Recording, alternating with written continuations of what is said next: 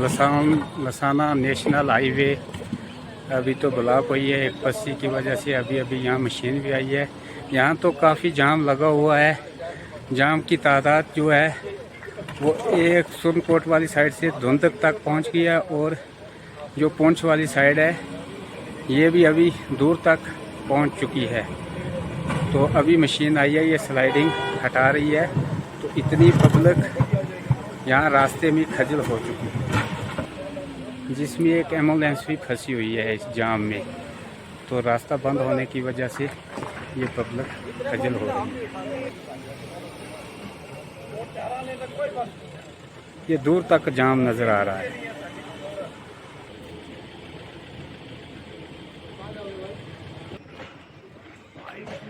ये अभी जाम लगा हुआ है।